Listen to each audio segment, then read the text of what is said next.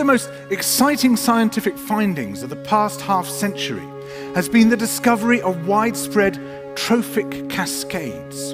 A trophic cascade is an ecological process which starts at the top of the food chain and tumbles all the way down to the bottom.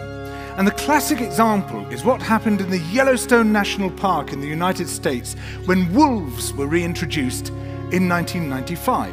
Now, we all know that wolves kill various species of animals, but perhaps we're slightly less aware that they give life to many others. Before the wolves turned up, they'd been absent for 70 years. That the numbers of deer, because there was nothing to hunt them, had built up and built up in the Yellowstone Park, and despite efforts by humans to control them, they'd managed to reduce much of the vegetation there to almost nothing. They'd just grazed it away. But as soon as the wolves arrived, even though they were few in number, they started to have the most remarkable effects. First, of course, they killed some of the deer, but that wasn't the major thing.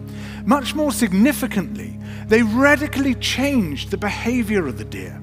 The deer started avoiding certain parts of the park, the places where they could be trapped most easily, particularly the valleys and the gorges. And immediately those places started to regenerate. In some areas, the height of the trees quintupled in just 6 years. Bare valley sides quickly became forests of aspen and willow and cottonwood. And as soon as that happened, the birds started moving in. The number of songbirds, of migratory birds, started to increase greatly. The number of beavers started to increase because beavers like to eat the trees. And beavers, like wolves, are ecosystem engineers. They create niches for other species. And the dams they built in the rivers provided habitats for otters and muskrats and ducks and fish and reptiles and amphibians.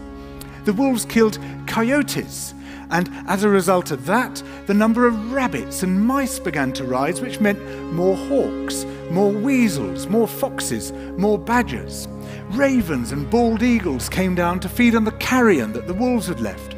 Bears fed on it too, and their population began to rise as well, partly also because there were more berries growing on the regenerating shrubs. And the bears reinforced the impact of the wolves by killing some of the calves of the deer. But here's where it gets really interesting. The wolves changed the behavior of the rivers. They began to meander less. There was less erosion. The channels narrowed, more pools formed, more riffle sections, all of which were great for wildlife habitats. The rivers changed in response to the wolves.